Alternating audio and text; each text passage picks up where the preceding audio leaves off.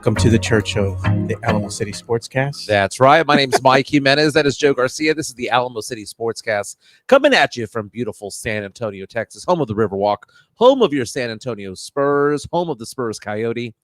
You know, it's kind of a down day for me today. Spurs lost last night, 114-101. I was at the game, Joe. We talked about this yesterday. Was I going to go because Wemby was questionable going into the game? Game time decision. 1 o'clock rolled around. I looked at my dad and I said, Dad, let's just get in the car and go. There you go. So we'll talk about the whole trip that happened along the way. But I had a fantastic time over there. And right now, if you want to show everybody on the screen the Jeremy Sohan apology form, am I going to sign that? Now, I was live tweeting from the Toyota Center there in Houston yesterday about this. And when he got into that scuffle with Amen Thompson, I had never cheered for Jeremy Sohan so much in my entire life. Kick his ass, Jeremy. Kick his ass, Jeremy. That was me. I'm glad that you recognize that was my voice. So we'll talk about all that happened last night. Wemby had an off night, got into foul trouble. Alperen Sengun played out of his mind yesterday. Did he find out what the kryptonite is for Victor Wembanyama? Are other teams going to emulate what Sengun did to avoid getting swatted all the time by Wemby? You might look at Wemby and go, well, Wemby had 6 blocks. True. But Alperen Sengun was 19 for 32. He made 19 shots. A lot happened to that game. And to watch it from the vantage point that I was at, this is not me saying I'm a baller or humble bragging or anything like that, but I sat on the 5th row yesterday and had a fun time out there. Bunch of Spurs fans were at that game, hoping to see the Spurs win their 3rd in a row, but it didn't happen. Spurs fall to 13-49 on the season. We're going to ask the question. Joe has a question about whether or not the Spurs are on the clock, because apparently Steven Jackson, former Spur, is talking about the team again and whether or not the Spurs are on the clock when it comes to keeping Wemby. No, we can't disregard him, because people give me crap on social media saying, Jimenez, did you ever play ball? Well, I only trust people who play ball, right? And guess what? Steven Jackson played ball. Not only did he play ball, he played for the Spurs. He played for Pop. But we're going to disregard him because we don't like what he has to say, right? So it's kind of like Spurs fans right now are like those who follow politics, where you watch MSNBC or you watch Fox News Channel based on the biases that you already have.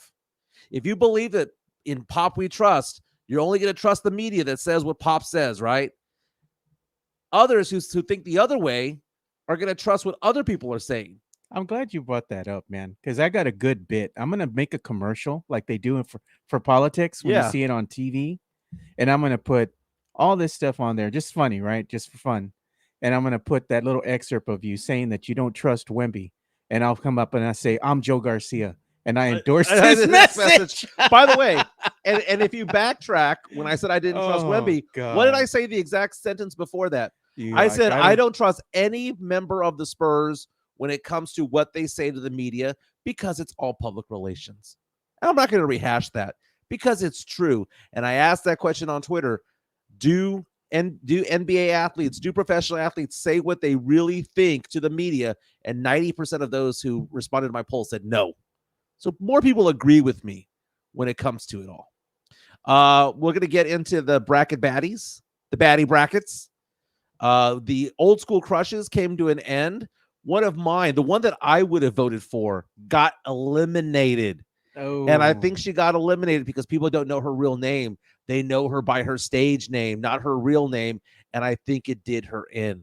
So we're going to get into that. I have a new poll on MJ Acquired Taste on Twitter about the wrestling hotties. I had been doing them during the nighttime, but now I'm going to release these polls for our baddie brackets during the morning time so that they expire by the time our show starts. Okay. So today it's the wrestling baddies, and people are already at it. I'm interested to see how many people vote for the wrestling ones, because, when I go out there and I put down, Tiffany Amber Thiessen versus Lacey Chabert, and I'll say we get 100 and some odd votes come in right away. Yeah. The wrestling ones, do people really watch this enough, or is it going to be just 30 votes? Because if it says just 30 or 40 votes, I think that's going to say a lot. But if it says 150 votes, I'm going to be more respectful of wrestling fan when it comes to that. Again, you can be part of the show right now on our YouTube stream. Again, subscribe to us. This morning, woke up. We have 731 subscribers. Got 2 more. Really? So what are we at? 733? No, we got 731, I think. 731. Yeah. So now we are off and running. Again, we are exclusive on YouTube right now, but later on in the day on all the major podcast platforms like Spotify and iHeart app and all that stuff. We're also live right now on our new website, the Alamo City Podcast Network.com. So go ahead and check that out. But let's talk about last night. So last night, going to the Spurs game, it's about 1:30 or so. I told my dad, let's just get in the car. Let's go to I-10 East all the way over there. And I thought I was going to get stuck in traffic. And you don't know when it comes to Houston, right? Houston traffic is the worst. I get to Houston, and there's no traffic all the way to the Toyota Center. Not 1 mile of traffic. Now, it's slowed down towards downtown, but I never stopped. The worst I ever got, Joe, was going 30, 35 miles an hour. That's it. That's as slow as it got. And I made my way into the Toyota Center. And when I got there, I thought to myself, I'd never been there before. I don't know if you've ever been there, Joe, but I thought it was going to be like a cathedral, because you go to Houston or you go to Dallas to watch the Cowboys play or the Texans play, they are cathedrals. And then we walk into the Alamo Dome and we're like, what is this pile of crap, right? What is this piece of shit? That Joe Pesci meme? Yes. So I thought, okay, I'm going to go into this palace of a place, because I've been to the crypto. Yeah. I've been to the Forum in LA. You've been to some nice places. I've been to the one in Philadelphia, and those are really nice. Dude, the Toyota Center is the exact same as the Frost Bank Center. I was like, wow, I thought this was going to be nicer, but it wasn't. It was Marbach nice? It was Marbach nice.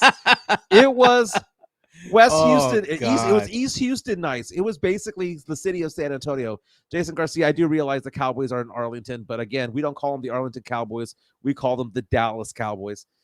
Again, that's part of the YouTube stream. So I get over there and I see nothing but silver and black jerseys. Find that to be fascinating, right? Get to the game. It's about an hour and 15 before tip-off. And as I was going over to Houston, I started checking my phone to see, what the dollar amounts were going to be, the prices for some of these tickets. I think because Wemby was listed as questionable, the ticket prices were low, right? And I went on Ticketmaster, and I pulled over to Buc-ee's, and I pulled over to another gas station. I'm just checking the prices, and I'm like, okay, it's looking like $75-$80 for a ticket for lower bowl, $25 a ticket for upper bowl, including the fees. 75 is not bad. Not bad at all. Not bad.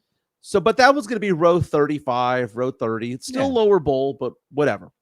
So I get there, and if you've ever gone on SeatGeek, and I'm not the biggest fan of SeatGeek, but one thing that they do have that I do like is they have what's called the deal score, where they rate it between 1 and 10. And they go like, this is a 9.1 deal. This is an 8.3, a 5.4. And when I say that, they're saying, don't buy these tickets because you're being ripped off. I saw one that was a 9.1, 9.2 scale, and it was lower level, 5th row. And they wanted $150 per ticket, $150. You include the fees, you include all of that. It was going to be like $365. And I was like, total, yeah, for both tickets. Okay, not bad. And I was like, okay, cool. But I'll wait till I get there, because I didn't want to buy the tickets until I got to the arena, because I didn't know if I was going to be stuck in traffic. Get to the arena. I'm walking. I pull up. I pay for my parking, which, by the way, was only $5 and $10 over there. Jeez, $20 here to park in no man's land. Dude, on the other side of the arena. Getting in and out of the Toyota Center was super easy. I want the city of San Antonio and the Spurs to go to the Toyota Center and go, how did they do this traffic going in and out? Because there was no parking lot that I saw. There was no like big ass parking lot that goes on for acres. It was just basically city parking all over the place. Park on the street, park on this, that, and the other. So I'm looking at the SeatGeek app, and it said that it went from a 9.2 to a 10.0. And I was like, I got to see how much these 10.0, wow, fifth row seats go. I'd never see 10.0.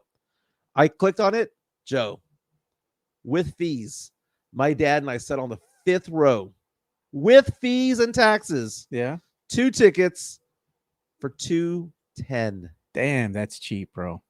It was $75 a ticket. When you add the fees and the taxes and all that, made it $105 a ticket. It was $210 total. Hey, they got a question for you here, man. Our good friend here, Tim Gonzalez. How's the food at the Toyota Center? Was the popcorn any better? The popcorn was better. And there was a nice guy that sat behind me who had the charter level, the charter club like we went to. Oh, yeah. And he had that ticket for it, and he gave me the ticket. He goes, dude, I don't want to go back there today. So he gave me and my dad those tickets because he had his kids with him, and he didn't want to take his kids over there because there's a lot of drinking going on. So I went over there, got to go hang out over there in the Houston Rockets version of it. It was pretty cool, but the Spurs fell 114-101. My dad was like, Mijo, we're so close. I feel like they're going to ask us to shoot the free throws. and when we were going, I didn't tell him the seats that we got. I just said, we're in section 101, and we got lower and lower and lower. My dad just kept looking at me like, we get to keep going. We get to keep going. It was so cool. What a great experience with my dad, driving 6 hours, kind of having conversations the entire time, listening to music. It was amazing. But great arena, not fancy at all. It is basically the Frostbank Center. No frills. Well, it was cute. There were some nice areas there. The only time I pissed off a Houston Rockets fan yesterday was when this guy wore a Tracy McGrady jersey in front of me, 2 rows in front of me. And I said, dude, I love your jersey. Spurs legend Tracy McGrady. And he looked back at me and he goes, y'all should have won him that chip in 13.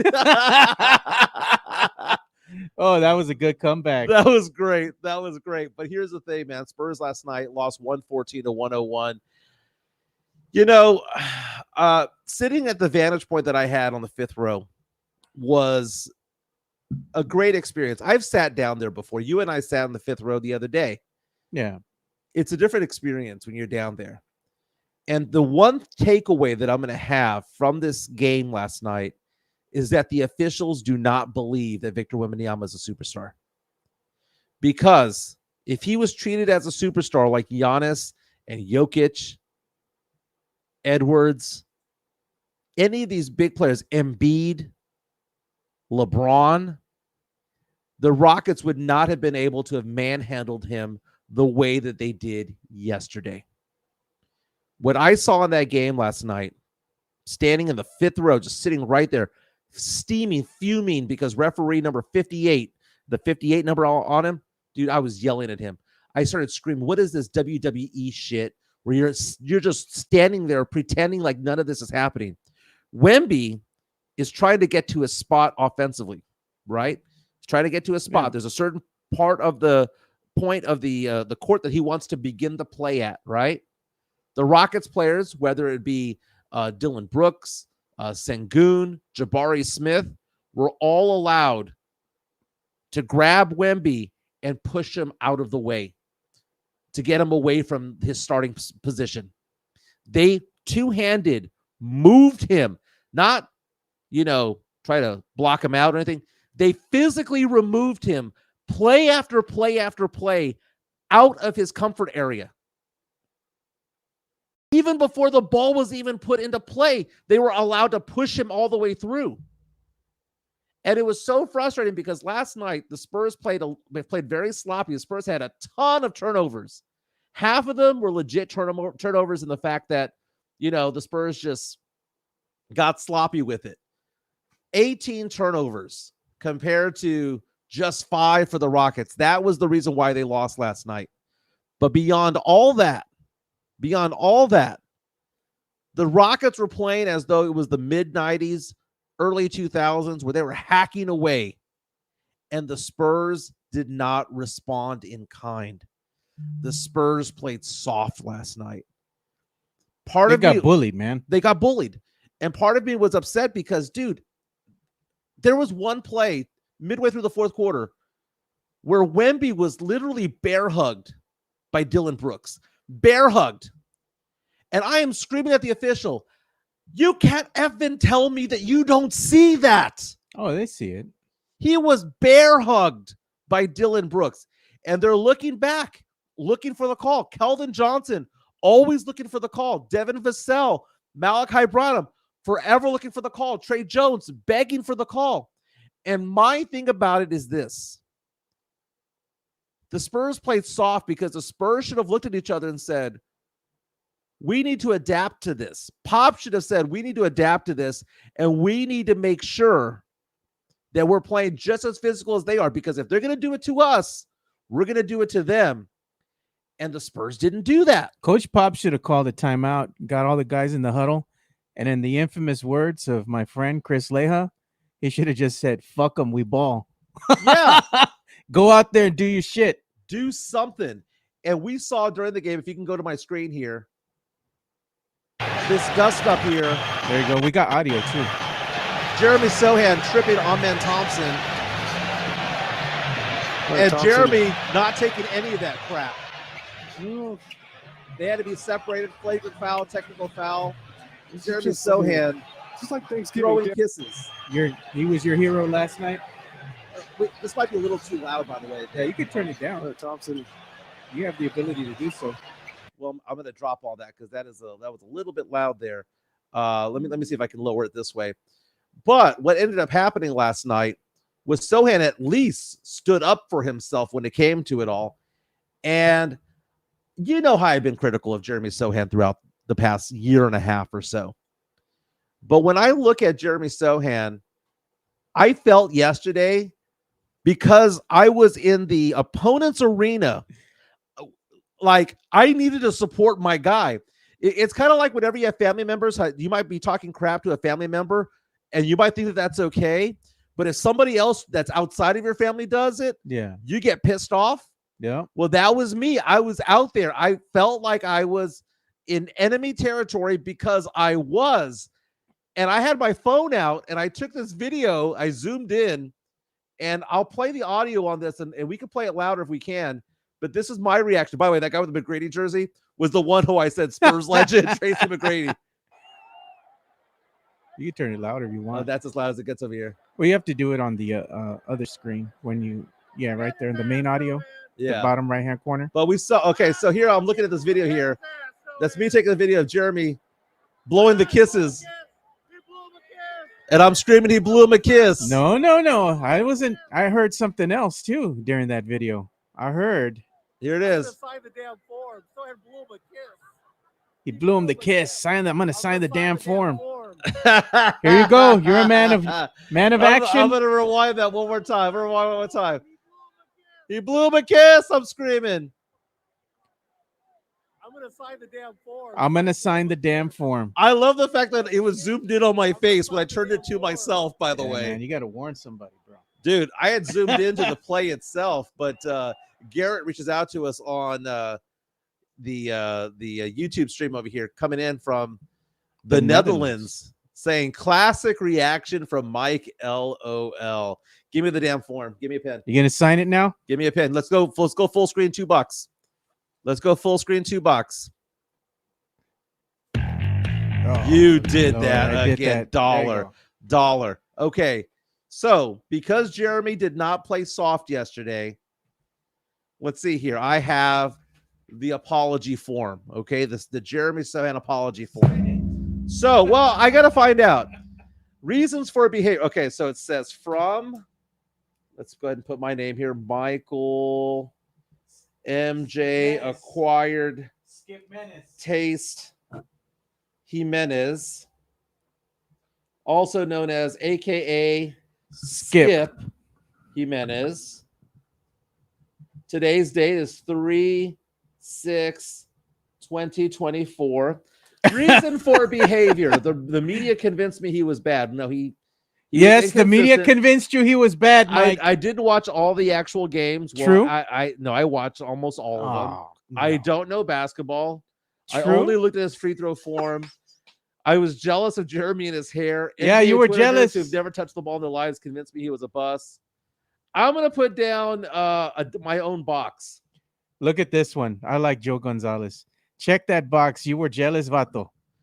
Inconsistency. That's what I'm gonna check it out. But I'm gonna put down not soft.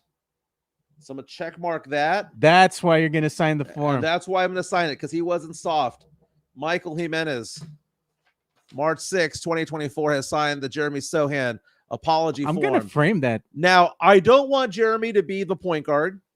I don't want Jeremy to be the number 2 guy on the team. I want him to be what he's been doing recently, which is the four spot, right? We now know the hierarchy. It's Wemby, it's Vassell, it's sometimes Keldon, and then Sohan is 4th option.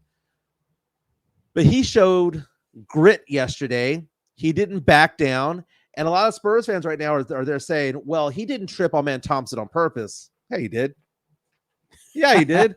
It was an accident. I want him to say, because if you're saying that it's an accident, you're saying that Sohan didn't step up. We did, Matt Larimer, Richard out. We did it. We did it. There's the signature. You know what? We should have had the streamers and the balloons fall from the you ceiling. know what? I could do something for us. We're gonna have All right, here we go. Since you signed the form, we have it here. Yeah. Mike did sign the form. Fireworks. He was the only one who stepped up and had balls yesterday. I hate to say it, man, because it was a brutal game. And I know he had the worst plus minus, but that wasn't it, man. He had 15 points, 8 rebounds, 3 assists, but he had the shove and the flagrant foul. And that was it. It was a 1-point game at the time. Jason Garcia, wow, 1 game and you signed the form. He needs to show that all season. You're just giving out participation trophies. That's awesome. But my goodness, I know he stepped up to Amen Thompson, but someone needed to step up to Alperen Sengun, because last night he went out for 45 points, 16 rebounds, 5 steals, 45 points, career high, 5 steals, career high. He also got 3 assists. And yeah, he got stuffed by Wemby about 5 times, but he was 19 for 32. And I'm going to tell you what Sengun was doing yesterday that was fascinating to watch. And it was frustrating because, Sengun was the guy that I wanted in the draft a few years ago when we got Joshua Primo instead. Sengun was going out there doing these drop steps, and he found himself underneath the basket time and time again. Wemby's going to block your shot if you're going at it from 3 to 5 feet away. But if you're under the basket, Wemby cannot block you very well because the rim gets in the way. One thing I also learned about Wemby is that he likes to block with his right hand more than his left. And Sengun was going towards the left. We get Wemby underneath the basket, drops up underneath the basket, then go left. Sengun was throwing elbows last night. Yeah, chicken wings. Yeah. All over the place, man. Wemby did get into foul trouble. He got his 4th foul early in the 3rd quarter. Spurs hung tough, though, by the way. The Spurs were within 3 points going into the 4th quarter, and I was getting amped up. I started chanting, Wemby's coming back. Wemby's coming back. But then the officials allowed him to be manhandled the rest of the way. But, man, Sengun was something that I don't think that other teams can emulate what he did. Because Sengun has a certain style of play that you can't mimic, man. He is a very odd, rhythmically playing guy. He goes at a rhythm that is different than most others. He's like a pitcher that doesn't throw a fastball, but does a lot of curveballs, does a lot of changeups. He looks like Greg Maddux out there as a basketball player, not as a baseball pitcher, but he was just throwing awkward speeds out there, and he was using the rim as a weapon against Wemby. Wemby can't block you if he's having to go through the rim to block you. True enough, man. And Sengun was going out there. Yeah, he was a little bit dirty, but out of all the guys out there, I didn't think he was the most dirty. Van Vliet was dirty. Jabari Smith was dirty. Dylan Brooks is a dirty guy. Dylan Brooks was out there. Okay, look at the difference between the two. Dylan Brooks, you got 0 points, 3 rebounds, right? 0 points, 3 rebounds, 2 steals in 36 minutes. You might look at that and think to yourself, he didn't do anything out there. No, he set the tone. He set the tone of physicality out there. We had a guy out there on the Spurs roster who had a very similar stat line in Julian Champagny of 0 points, 2 rebounds. Champagny was out there getting cardio. Dylan Brooks was out there setting the tone. And it was frustrating to see that the officials were allowing this physicality and the Spurs did not match up to it. Yeah. And Wemby was getting his fouls and he was biting on, I hate to say it this way. Wemby doesn't have to go after every block. He doesn't, but it's good that I like the effort. But you're going to get in foul trouble from time to time. Chris Gonzalez was just out to us on our YouTube stream saying Wemby was out there playing 90s ball using old man moves. Dude, I mean, he was underneath the basket. It was all about positioning. He got underneath the basket time and time again. Again, if you're trying to shoot it from 5 feet or from 10 feet, Wemby's going to block that crap. But if you're under the basket and you have a choice between going left or right, Wemby's either going to foul you or he's going to be obstructed by the rim. And we saw that time and time again. Look, we got another comment here by David Atwater. Zach Collins was booty crumbs again, says David Atwater. I'm tired of Zach Collins. That might be the worst contract the Spurs have done in the last 5 to 10 years. He's terrible, man. Terrible. Yeah. He wouldn't even be the second option on most teams. He'd be the third or fourth. He's horrible. He's awful, man. And then we also saw the limitations of Trey Jones, the difference between having a good point guard versus a bad point guard. The difference. Okay. Let me reel that back in. Trey Jones is not a bad point guard. He's not. He's just a guy. He's a decent point guard. He's a backup. He's a very good backup. Yeah. But when you see Trey Jones trying to go up against Van Vliet, Fred Van Vliet yesterday, you could tell the pedigree. You can tell how much better of a guy he is, a player he is. 21 points, 10 assists last night. They're not the same. They are not the same. And for those of you out there who are saying that the Spurs are should be playing positionless basketball, all that stuff. No, dude, we need a Van Vliet kind of guy. Now, I don't want to pay somebody $35 million for that, but the fact of the matter is that there is a difference in how a team functions when you have a very good point guard out there. Now, the Rockets are a different team at home than on the road, and the Spurs are going to play them next week here at the Frost Bank Center, and I expect the Spurs to play a lot better. Hopefully more physical, because look at what Tavares says here. Tavares says Udoka outcoach Pop. I mean, we have the better player in Wemby, but there's a lot of talent there on that Rockets team. There really is. Now, speaking of talent, by the way, we need to have a quick little conversation about my estranged son, Malachi Branham. No. Because Malachi Branham, dude, it's been like 2 weeks. And I know it's just 2 weeks, and I know players like Lonnie Walker have had stretches of 2 weeks where they've played good games. But Malachi Branham's looking like an NBA player out there. Malachi Branham last night coming off the bench, 26 minutes, 8 of 14 shooting, 4 of 7 from 3, 20 points. Malachi Branham, my man, he's doing very well these days. Last 10 games, Malachi Branham averaging 12.6 points per game, knocking down threes at a 45.5% clip in the last 10 games, also chipping in 2 rebounds and 2 assists. Dude, Malachi Branham might be the truth, man. I'm not saying he's going to be a starter one day. Yeah. But what I am saying is that I want him on this team. I need him on this team. Spurs got him out of Ohio State in the first round back in 2022. Look at our good friend here, the show, Drew. Yeah. Look what he says. He says less than 1 year of Udoka. He has imprinted his personality on those kids at Houston. Same with Pop, but it's an old tired man. Garbage team except Wemby. The Spurs have a few other pieces that are worth having. Our good friend Matt Lerma was on Twitter earlier this morning, and we go back and forth about like the whole skipping steps thing, right? And I didn't like his tweet today because I think that it was a little bit condescending in a way. I don't think he was trying to be, but I just think that it said something to the effect of, you all make it sound like the Spurs aren't going to get free agents this year.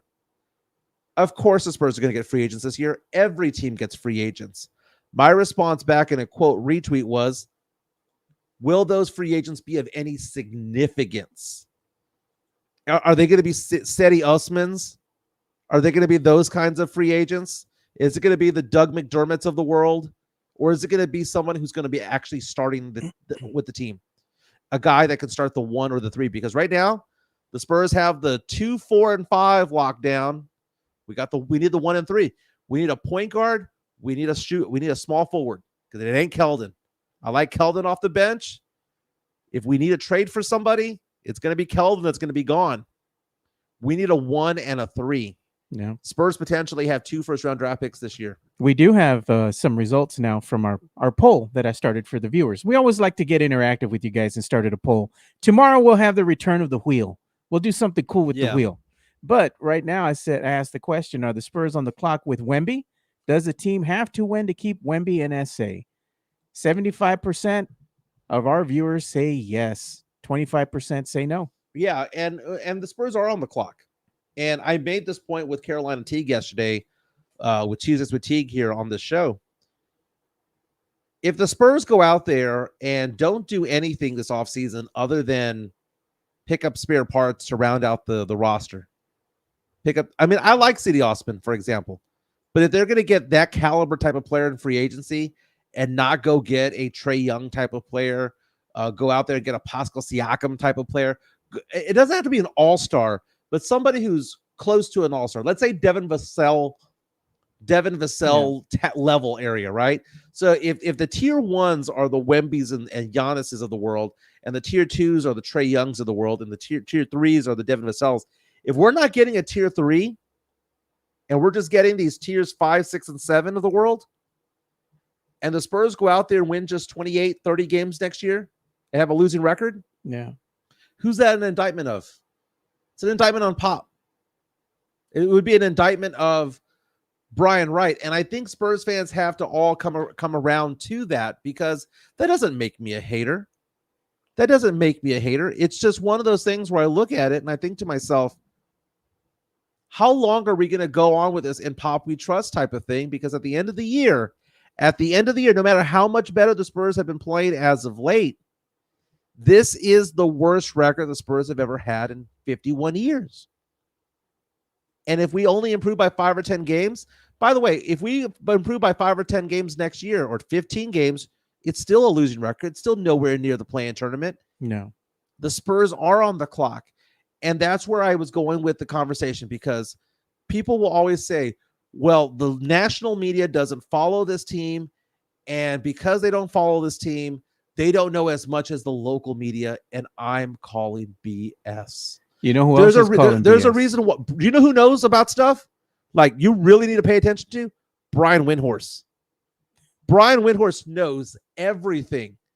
Too bad they can't fit that motherfucker in his square, dude. He's always spilling out of his square. And there's a reason why Adrian Wojnarowski knows everything. Why does Woj know everything and not San Antonio Express News? Why does Woj get that bomb, not San Antonio Express News? You know why? Why does why does Doris Burke know more than local media? It's because the national media gets the rumblings, and they get, you know what the national media knows? They know the agents. If anybody knows the true relationship that's going on, that knows the true feelings of somebody, it is the agents, and the agents are the ones, and their people, their family members are the ones that leak it all out. Hey, we got a comment here from Christopher Leha. What's up, Chris? Thanks for watching, man. He said, motherfuckers really want to keep the same team or draft. This current team ain't it. And adding more rookies ain't going to help next year. 100% agree, Chris Leha. 100% agree. This team is booty crumbs, man. Except for a few holdovers you might keep. The rest of them can go, man. This team ain't it, dude. Yeah, Pop said we're going to see what kind of team we have, right? I think they found out. Well, here's what we found out. But trust the process. You have those factions of fans that say trust the process. Well, I think the belief is that if you stay together longer, you're going to suddenly develop into a winner, and that's not it. That is never it. You might get better, but you're never going to be a championship team starting from 20. There's no such thing as a team that goes from 18 wins to 50 wins, staying together and staying the same. There's always got to be something in there that is a free agent, that is a trade, or something along the way, or a generational talent. The Spurs got the generational talent, but it goes beyond all that. And I'm looking at the Spurs roster right now. If you're going to say we're going to find out what we have, we found out there's certain players on this team that don't belong on this team. Julian Champagny is trash. he is doing nothing out there. Sohan is a good number 4 option. Wemby's a generational talent. Trey Jones belongs as a backup. Devin Vassell is a solid player. 9 of 19 last night, 22 points. Zach Collins is trash. City Osman, I can go with or without. I don't mind him. Keldon Johnson, I like Keldon. He has a motor. I like him. He's undersized. Malachi Branham is showing that he belongs in this league. Malachi Branham, 26 minutes last night. By the way, can somebody answer me this question? Again, I was at the Toyota Center with my dad, sitting on the 5th row. It was a game time decision to know whether or not Wemby was going to play last night. The Spurs, with about 5 or 6 minutes before the clock runs out and then they start doing the national anthem, I was watching Wemby, and the Spurs were hitting his shoulder. They were like slapping down on it like repeatedly. Yeah. Repeatedly. Dude, Wemby was wincing. He's probably sore, man. He was wincing. And then he walked off the side of the court while the rest of the team was practicing. 5-6 minutes to go, they kept on slapping him on the top of the shoulder like that. And he was wincing, like in pain. Then he made his way. He sat down. I looked at my dad. I was like, I don't know if he's going to play. And then 3 minutes to go in the second quarter, he walks right by me and my dad going into the locker room. I don't normally see that. He came back to play in the third quarter. There is something amiss. Dare I say he should probably miss some time. Miss a couple of games or so, get right. And he struggled yesterday. Is it possible that he struggled yesterday because he was in pain? Maybe. Well, we got a $5 super chat from the Drew Show here. Drew says, Mike Finger of the Express News, we haven't had a competent local reporter since Johnny Ludden. If you know Spurs Insider Podcast, my ass, Mike Finger. Wow. I should probably read these first before reading them out there. Apologies, Mike Finger. Okay, apologies. Garrett is reaching out to us with a Euro super chat. You aren't a hater, Mike, he says. You care, feel free, need to move on and make tough decisions that some people won't like, but if those decisions make us a winner, then do it. That's exactly it. Now I'm looking at the Spurs salaries for the next few seasons. We've got some people that we can move along, right? The Spurs payroll right now, 24-25 season next year. We've got some. Let me ask you these questions right here. Who's the highest paid Spur next year? It's Devin Vassell. 29 million. Dude, he's going from an increase of 5.8 million this year to 29.35 million. That is 5 times more income he's going to be getting that next year. Then it's Keldon Johnson at 19. You've got Victor Wembanyama at 12.8. There's a non-fully guaranteed amount for Devontae Graham. So if the Spurs want to save part of the cap, they can do something with Devontae Graham. Trey Jones entering his final season with the Spurs, unless they're going to re-up him, $9 million next year. Zach Collins is going to get a double in salary. His contract, his new contract hasn't even started yet. He's going from $7 million this year to $16.7 next year. We got CD is a free agent at the end of the year, and the Spurs have team options on Sohan, team option on Malachi Branham, a team option on Blake Wesley, and then we have a non-guaranteed contract for Charles Bassey. We've got Mamu, who's going to be a free agent. He'll be gone, and then CD is under contract for next season. So the Spurs have. So let's count them. Keldon, Wemby, Trey, Zach, Devin, Jeremy, Malachi, Blake Wesley, CD. We got 9 players there that are pretty much guaranteed a roster spot unless they get traded. We got a $5 super chat here from Midtown, Texas. He's saying Mike wants to bench Wemby. You heard it here first. You know what? Yeah, I kind of do. I think he needs to sit out a game or two and heal up a bit. And you know what? Since this is going to be the first time that I've seen a super chat come in from him, I think that's worthy of a celebration, man. Let's go ahead and Let's look do to it. see if I can find my fireworks thing again. I'm looking for it right now. It eludes me right now. The Spurs are in the midst of a 3-game road trip. They've got Sacramento. They've got Golden State. Hopefully the Spurs can turn it around. But, man, Wemby did not look right yesterday. He didn't look right. Thank you again to my new son, Jeremy Sohan, for going out there and having some balls to go up against Amen Thompson and not back down. And also throw him not 1, not 2, but 3 kisses along the way. And that got me amped up. By the way, I met a member of Spurs Twitter yesterday, Josh Too Jolly. And I didn't realize that when I was buying these tickets for the Spurs last night, that Section 101 is all about Spurs fans. Really? I did not realize Section 101. Apparently, those who are that in the know, and I did not know that if you are a Spurs fan and you're going to Houston, you go to Section 101. Section 101 was probably 75-80% Spurs fan.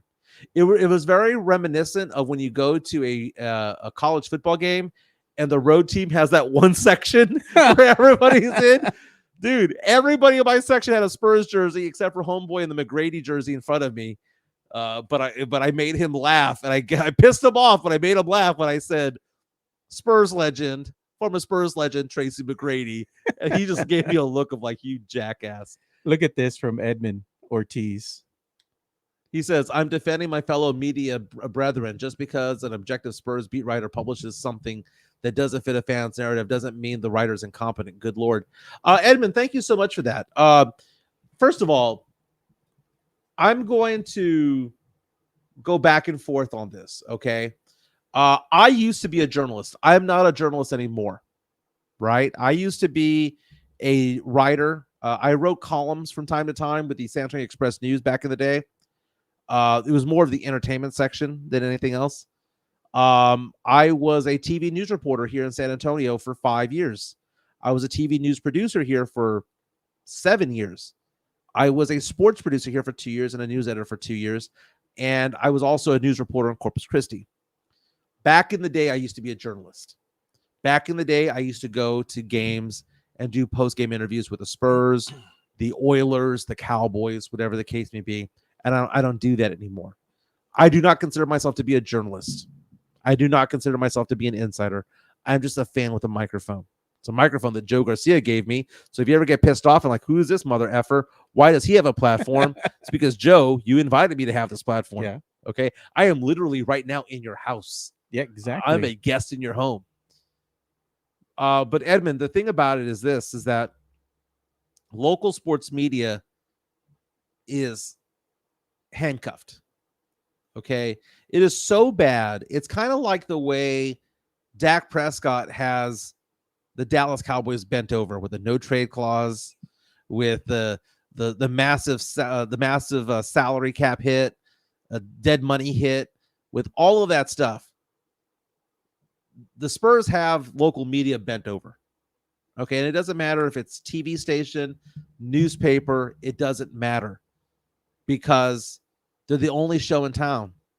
And they also have the ability to tell certain media members that you're not invited here.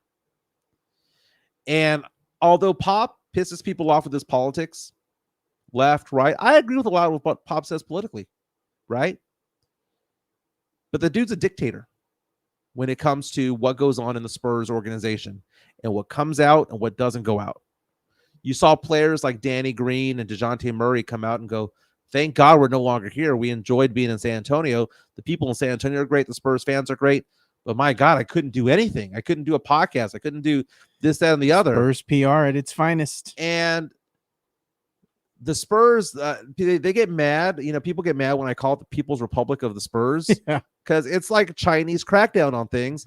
And if anybody from KSAT or KENS or OAI or San Antonio Express News really does their job, they will not be allowed there anymore. Yeah. And that is why it's a small market thing. Small market mentality. You know, pulling the curtain back a little bit. A lot of these let's say podcasters, live streamers here in San Antonio or anywhere around the nation, really, they always think, hey, man, I need to go ahead and get these media credentials because then I've made it. That's a lie. Because when you get media credentials, there's various grades of media credentials. For example, San Antonio Spurs media credentials are a perfect example of that. Everybody wants to get the coveted Spurs media credential.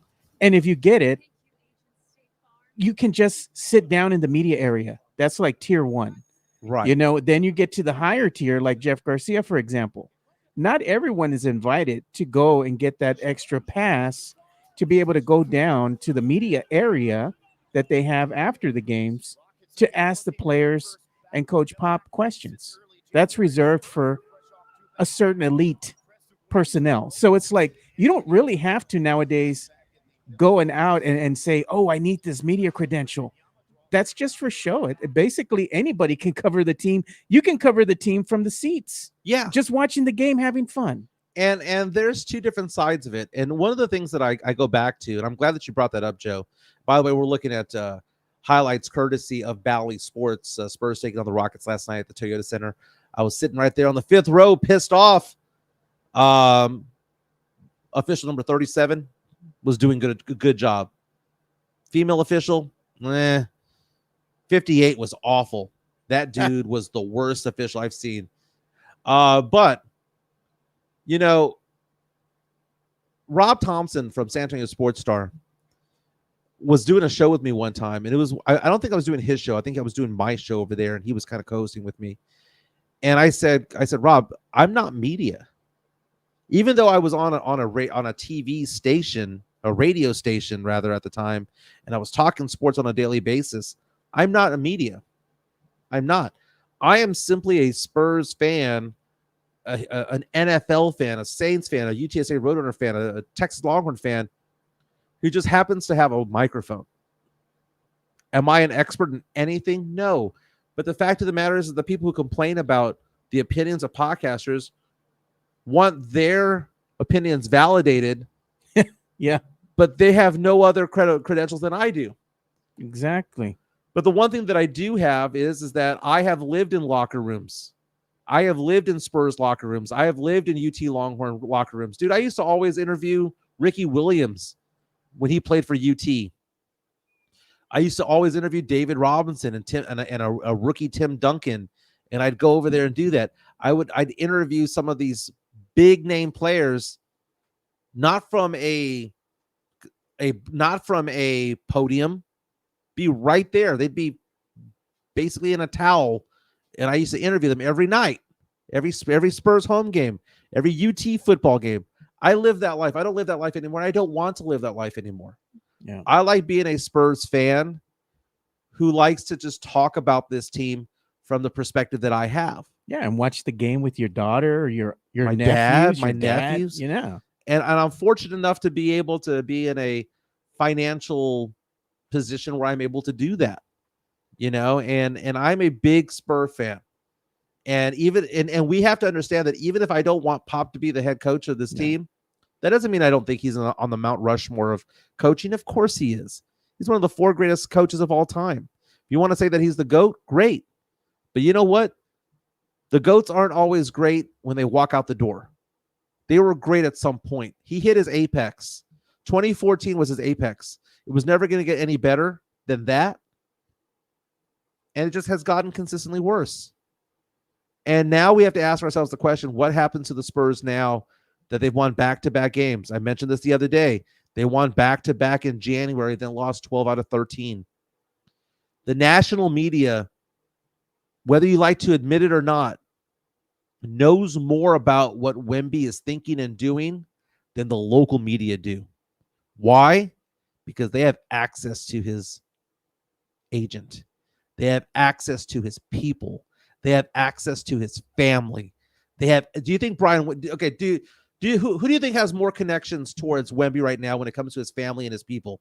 Mike Finger or Brian Windhorse?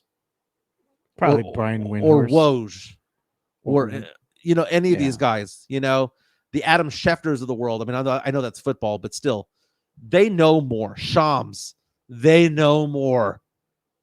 because they get it from an unfiltered source. Yeah. And that's the thing. That is the thing. Spurs, again, fall short. Alperen Sengun, my goodness. Imagine having him instead of Josh Primo. Good God. Okay, so we're going to go ahead and play this quick little excerpt here for our fans, just to go ahead and entice them. If y'all are watching the show and you're enjoying what you're seeing, please hit that like button.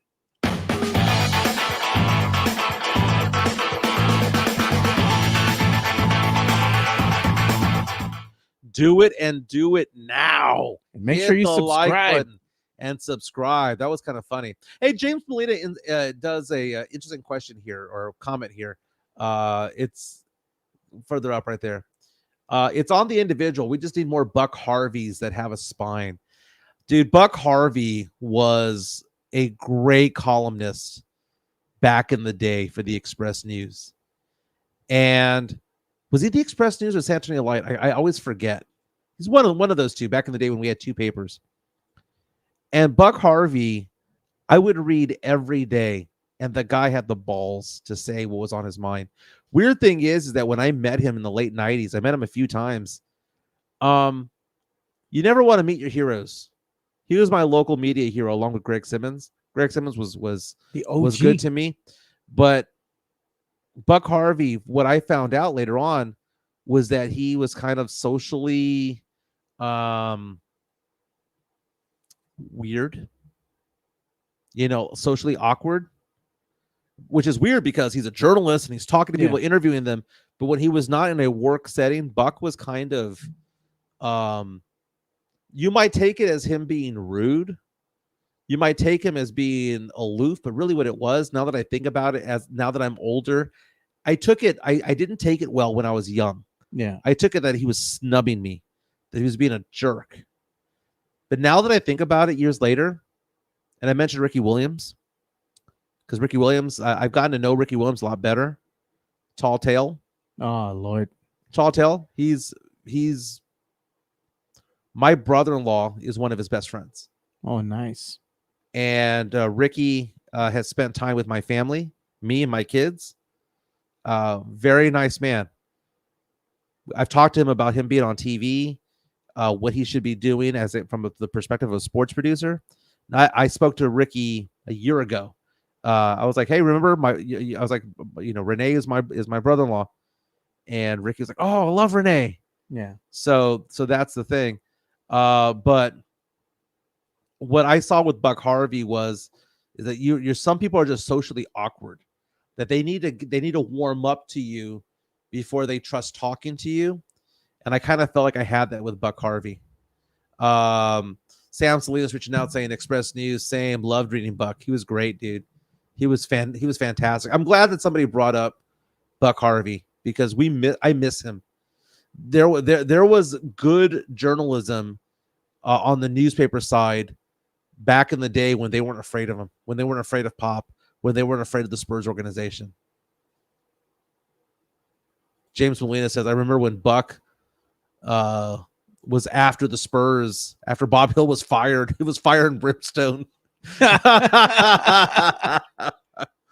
Buck said what it was on his mind, dude, and again, was he a journalist or was he more of a fan? He was kind of somewhere in the middle of the two, but very, very cool. Hey, so let's go ahead and give some love to our good friend here, Jeff Garcia. Locked on Spurs is your daily Spurs podcast, hosted by Jeff Garcia, the lead Spurs writer for Ken's 5 San Antonio. Jeff has a healthy plethora of guests all the time on the Locked on Spurs podcast. You can also follow Jeff on threads at Jeff G Ken's 5 SA. You can also follow Jeff on Twitter at Jeff G Spurs Zone. So make sure you go ahead and give Jeff a follow not only on threads and Twitter, but also on YouTube at youtube.com/@Locked on Spurs. This is where you're going to be able to find the replay of the Locked on Spurs podcast. Make sure to like, subscribe, and share. Again, follow Jeff Garcia on Locked on Spurs at Jeff G Spurs Zone. What are they talking on Twitter about today? and YouTube. By the way, I am the guest today. Oh, really? On Locked on Spurs. We're talking about reasons why the Spurs have shown some improvement.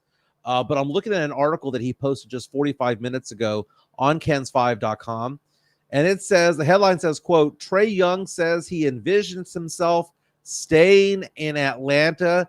There's been speculation that Young could land in San Antonio next season. So let me ask you this question, Joe. Yeah.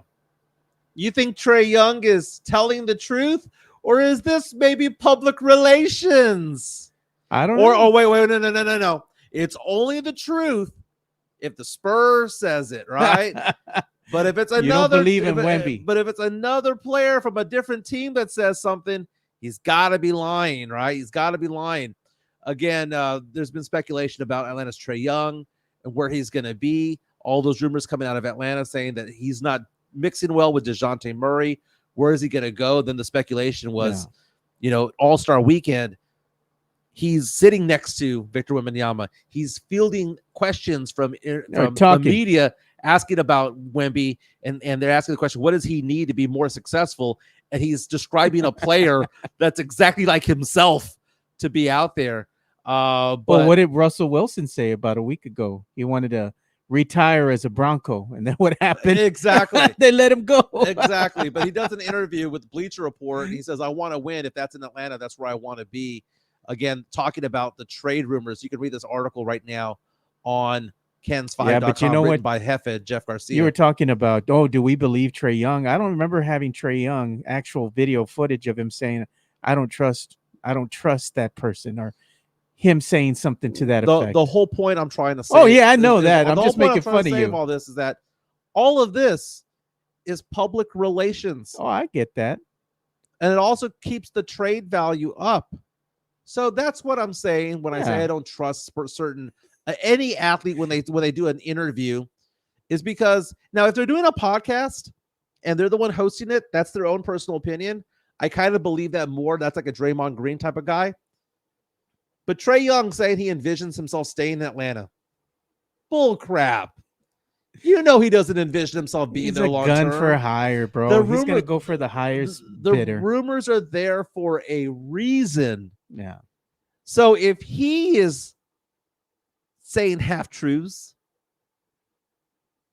what's to say that a Spurs don't say the same thing? What's to say that if a Spur, like say Victor Wembanyama, comes out and says, I like playing for Pop. What else is he gonna say?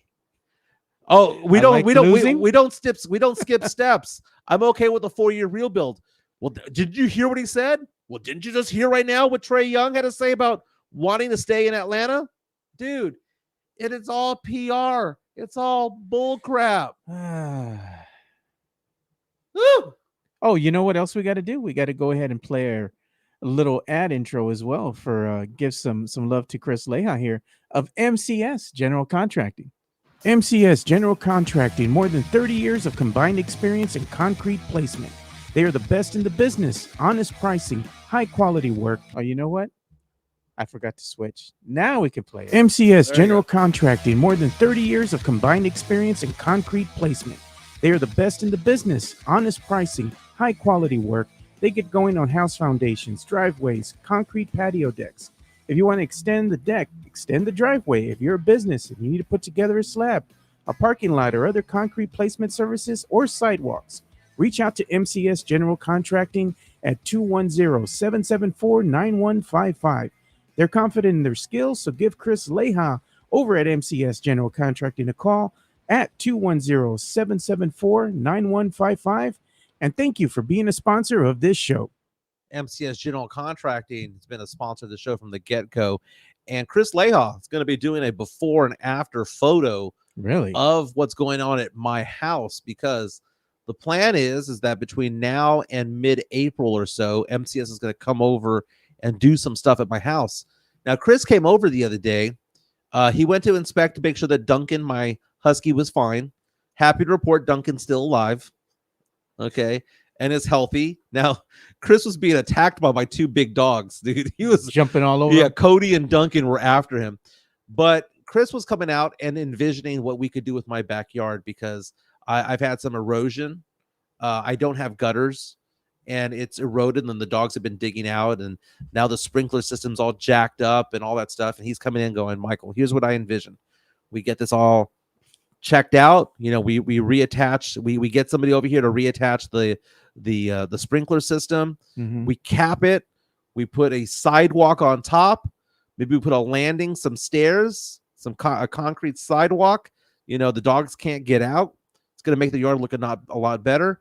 He showed that, there's a big drop off between my porch and the backyard. He goes, we need some steps there, at least one step or a landing to kind of make it easier to get down. It's not only easier for my guests, but also for the dogs as well. And he's going on and on about all the different things that we can do. He goes, I got a guy who does gutters. We can get you gutters. Okay. I got a guy who's an electrician. We could do some electrical work outside if you need some electrical work. And so it's beyond the concrete placement. Now, his company will do the concrete placement and the concrete work, the sidewalk and stuff like that. But when it comes to my house, I'm telling him I need other things. And he goes, I got guys who can do that. He knows guys. Chris helped me the other day because I needed to have somebody come out and look at my outdoor breaker box, right? Right. We didn't have my AC working, right? The AC just quit all of a sudden. Even the panel wouldn't come on. So it'd been like that for maybe a week or so, and I've been trying to fix it here and there, changing the panels out and all that. Finally got tired. It was going to start getting hot, and the wife's like, that's enough. We got to get this fixed. So I call my boy Chris Leja. I tell him, do you know an electrician? He goes, I got you, man. I'm going to send you my guy tomorrow morning. The guy shows up on time, comes in here, fixes the issue with like in 10, 15 minutes. Wow. Out the door. Happy wife, happy life. AC's back working again. Thank you, Chris Leja.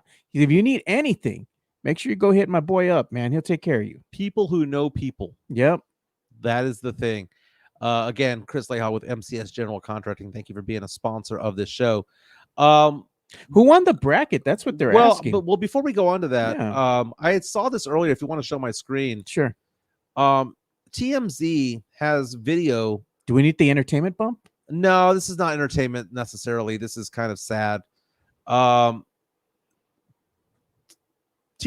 has something about Miami Heat forward Haywood Highsmith, who was an undrafted rookie many years ago, worked his way through the G League, came into the NBA, and it shows him visibly shaken after an accident that happened at 11:20 p.m. on February 6th. I'm going to play this right here. Police are asking him questions, and he is freaking out the entire time. He struck a man who was on the side of the road helping somebody else out. Guy lost a leg. Oh, man. And now this Miami Heat player is being sued for it all.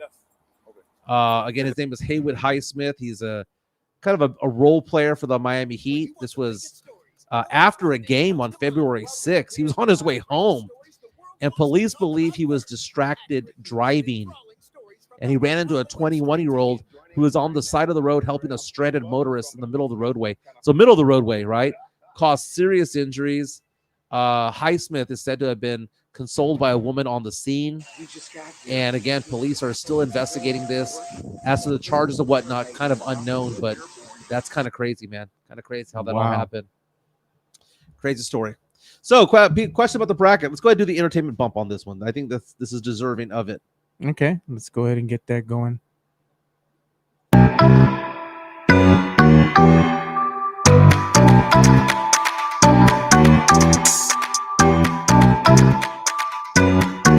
Baddie brackets, baby, are in full effect, and the question is, who is going to advance? So we have new ones coming out right now. About an hour and a half ago, I put out new baddie brackets. You can vote on this on MJ Acquired Taste on Twitter. But the question becomes, what about the last one? So the last brackets that we had involved old school crushes. Old school crushes, right? And the winners so far, or the winners, actually, the official winners of it all, old school crushes. I'm scrolling down to get the winning votes here. Tiffany Amber Thiessen, welcome to the Sweet 16. Nice. She was Kelly Kapowski back in the day on Saved by the Bell. She was also a vixen on Beverly Hills 90210. She will be joined by Lacey Chabert, who was in Mean Girls, Party of Five back in the day, who did not advance, who finished in last place in this pod. Again, this pod is of 4 hotties. We're trying to find out who the ultimate hottie is in the year 2024. We have different categories based on things. Danielle Fishel finished last. Let me tell you who Danielle Fishel is. I think people just don't know her name, but they know who she is. I bet you if I had just simply said Topanga. it is Topanga, she would have won, or at least been in the top 2. But she didn't. She's still smoking hot. The Danielle Fishel, as they would say on TNT's NBA coverage, she's gone fishing. She's not advancing. Danica McKellar, who was Winnie Cooper back in the day, also is gone fishing as well. Now, man, this was a tough one. Jennifer Love Hewitt's also been knocked out. Oh, she's man. a first round knockout. She's a knockout herself, Done. but she's done. She's done from the draw. What about so is Megan Fox, also eliminated. Wow. Advancing to the Sweet 16. The billionaire herself, the Latina billionaire, Jessica Alba. Bounced? No, she advanced. Oh, nice. Okay, I was going to say Hillary Duff also advanced. Okay.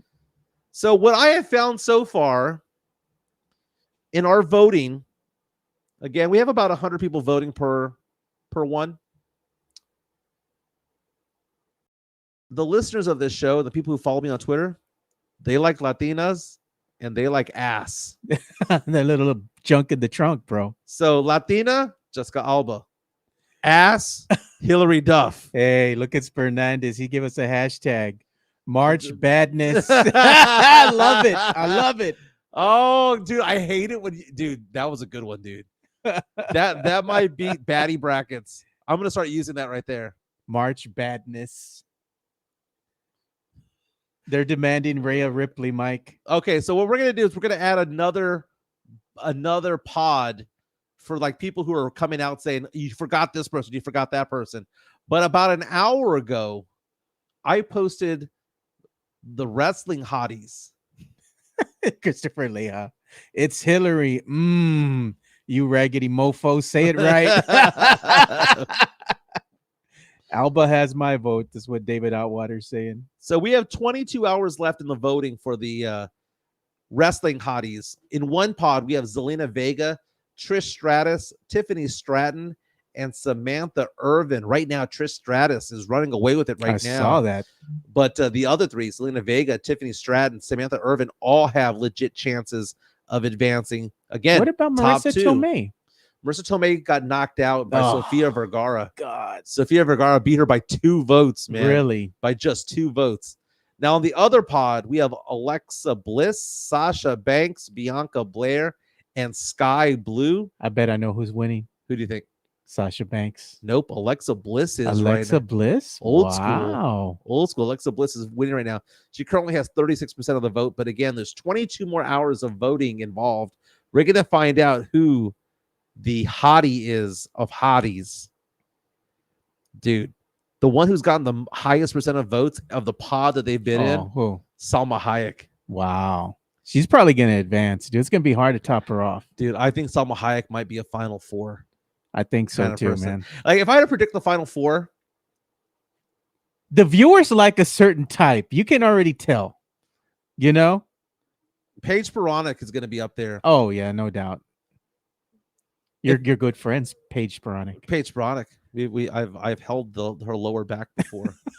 I think one of my fingers protruded outward because that's where the booty began. Good, Chino. Didn't wash my Demon hand for time. a week. Demon time. No.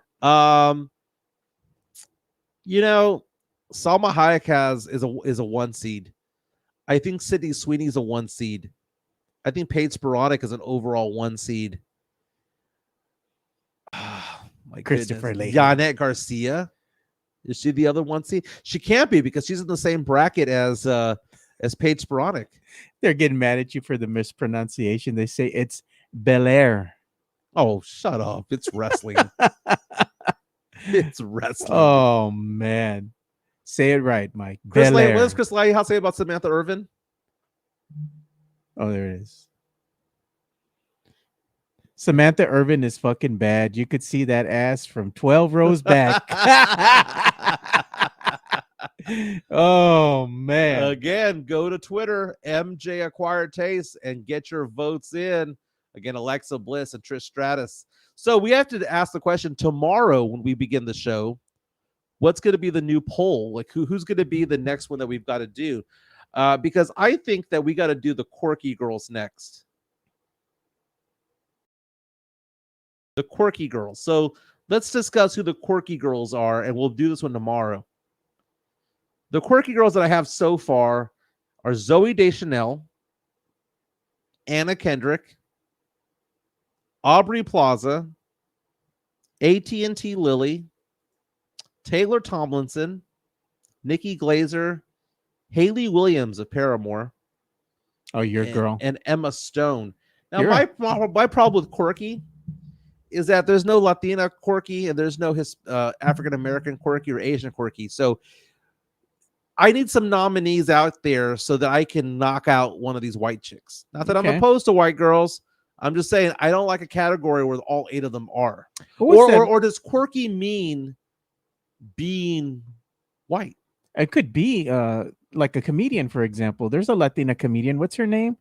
That one girl, Angela. I forget her last name. Angela Johnson? I think so. I think it was Angela Johnson. She's cute. She's cute. She was a Raiderette. Raiderette, yeah. Chris Gonzalez asking about Allison Brie from the TV show Community. She was also in Mad Men.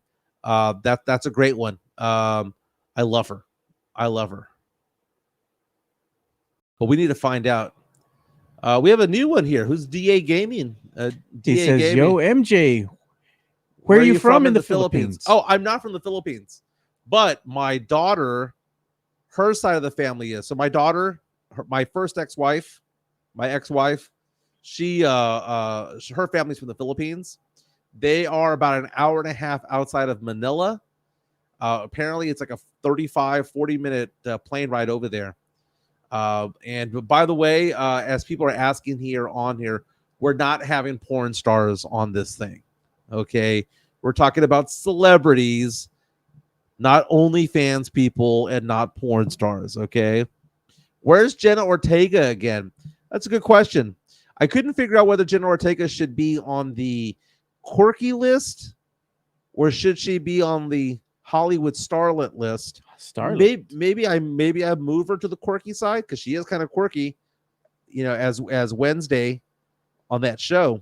If you do, she's gonna be the solid favorite to win.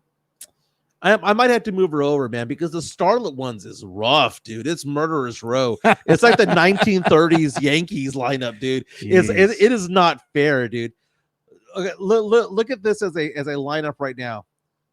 Ana de Armas, Scarlett Johansson, Margot Robbie, Gal Gadot. How do you get them all in one bracket? See, I mean, they're all heavy hitters, dude.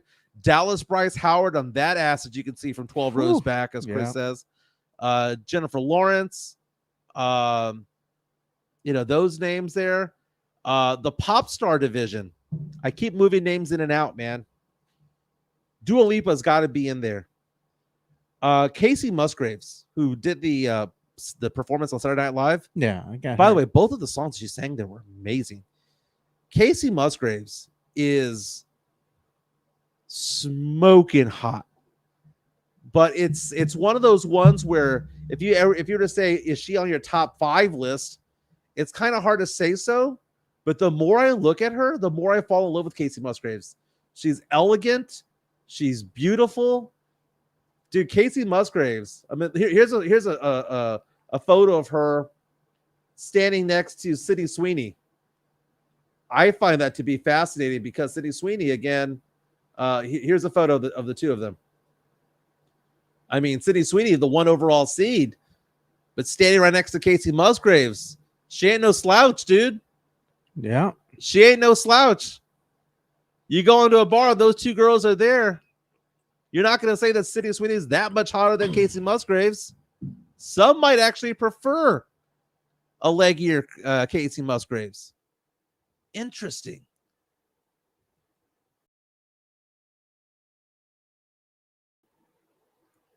Matt Lerma says, if Bose isn't on the influencer one, you're crazy. I have no idea who Bose is. I think it's because you were saying, what's that girl's name?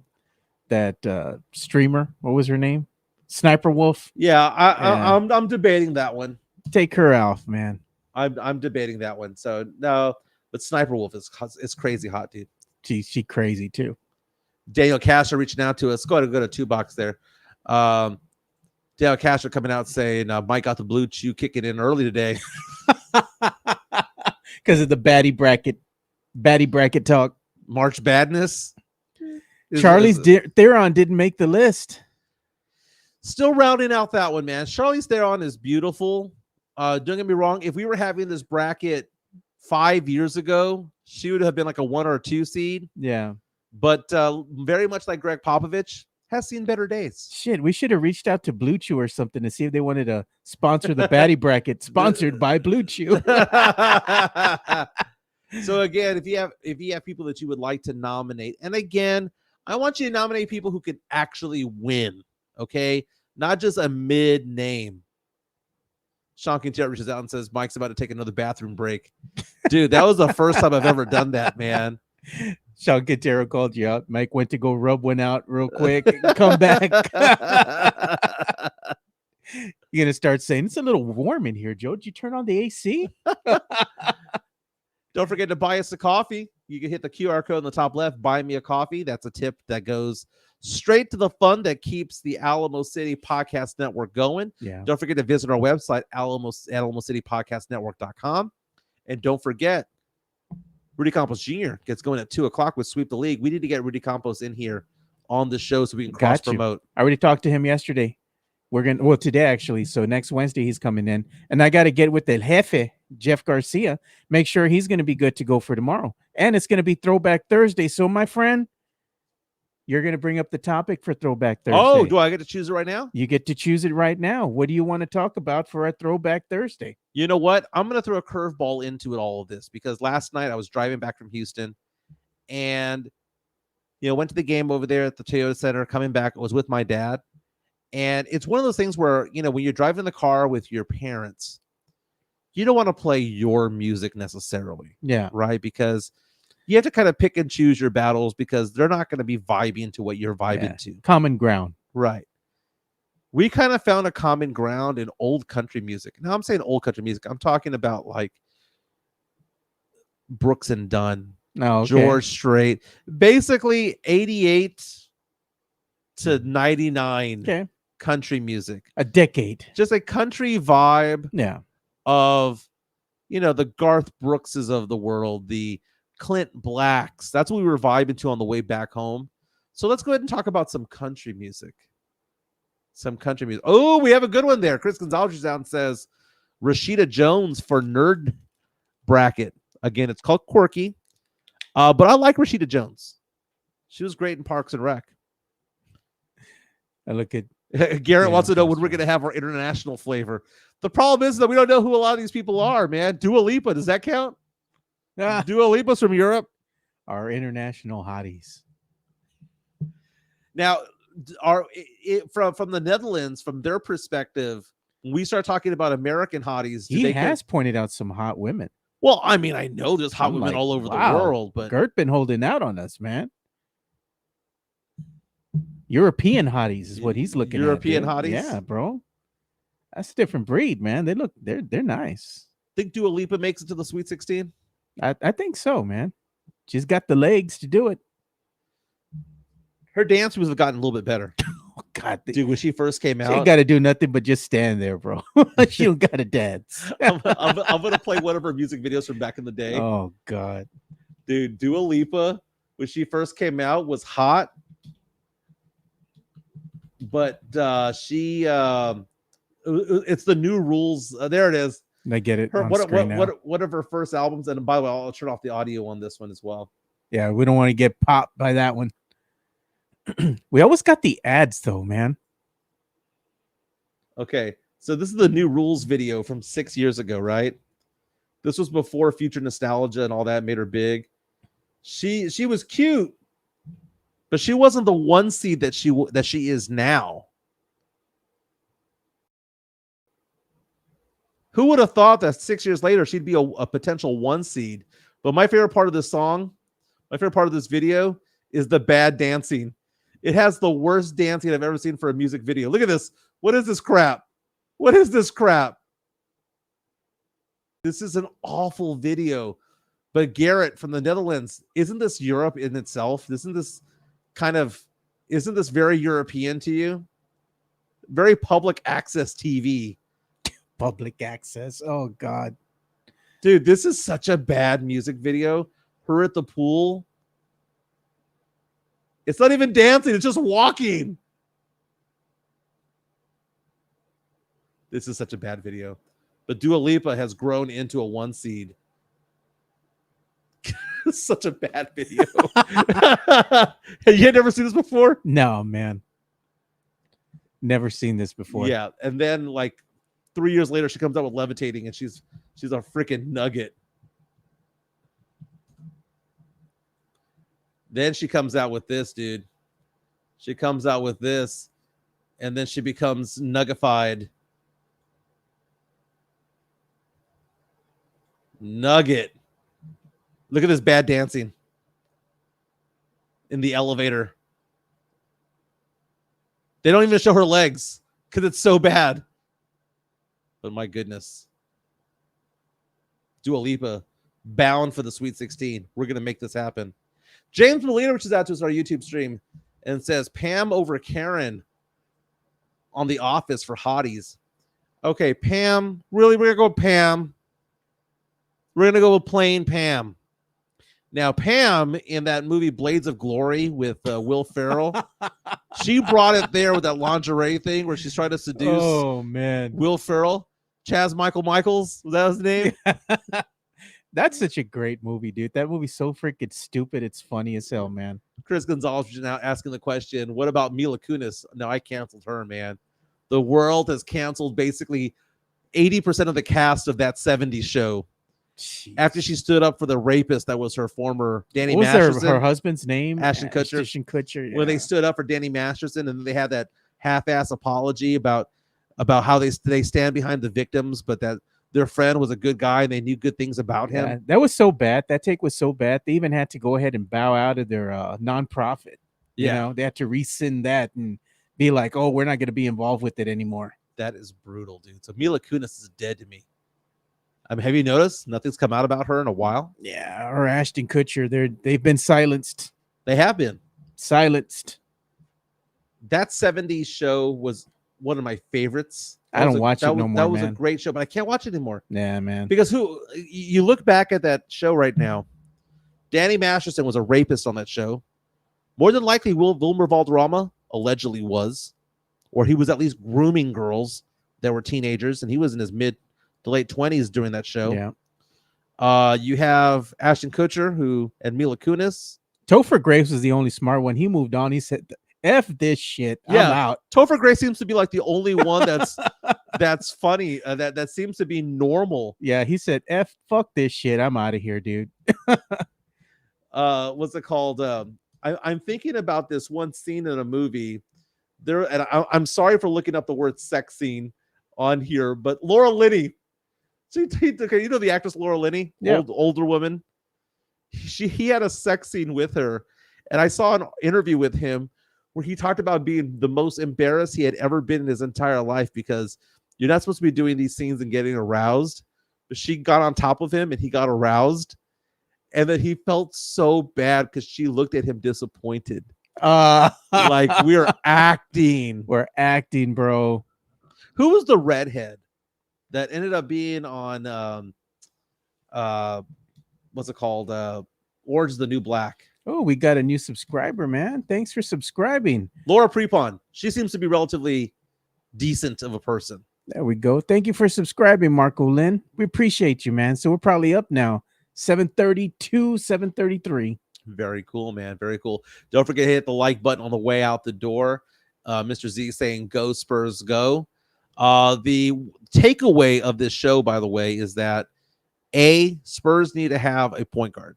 Spurs need to have a starting point guard. They need to have a starting small forward. And I gave my flowers today to one Jeremy Sohan, and I signed the form. I finally signed the damn form. It. There's the autograph. There it is right there. Now, I didn't check mark the box that says he's a future all-star. I kind of put some some of my own notes in there saying, Mark, I was jealous of Jeremy's hair. I think that's a. I marked legitimate one. off that I checked off in there that he's not soft because he went up to Amen Thompson. And yes, he tried tripping him on purpose. I don't want to hear this. He's I'm going to check you, fool. Yeah, that was done on purpose. I want to think it was done on purpose. But as Garrett says, as we're rounding out the show, Spurs need to get some balls. Hate to say it, man. We need an enforcer. A licky boom boom down. Coach Pop needs to say, I want some of that nasty. Yeah, we got nothing on that team. That's nasty, except for Nothing. Sohan. Well, Collins' game is nasty. It's booty crumbs. Dude, okay, if he's booty crumbs, what is Julian Champagny? Dude, that guy's playing his way out of the league. He's used toilet paper, brother. Dude, that guy is pure cardio. Like, I had the exact same stat line as Julian Champagny, except I wasn't on the court. Mm. You know, I was 15 feet from him, but I wasn't on the court. Anyway, Spurs back in action against the Kings. They got the Warriors before coming back home. March 12th, by the way, we need to figure out, are we going to do anything for my birthday? Dude, what's going on, man? March 13th. Are we going to have a birthday show next Wednesday? Maybe. That's what I want to know. I'm going to be celebrating my birthday on the 23rd. Oh, very nice. Yeah. So invites are going to be sent. We're going to invite some of the peeps to come out and have some fun. Leja's on the list. So, yeah, we're going to have fun, drink, listen to music. And my boy, Big Papi Brandon Medina, he's going to be the DJ. Nice. Yeah. He knows his music. Again, don't forget, Sweep the League, 2:00 on this network. Subscribe to that show as well. My name is Mike Jimenez. It's Joe Garcia. Go Spurs, go. Hope everyone has a fantastic hump day. We'll be back tomorrow. Peace, brothers. We'll see you tomorrow.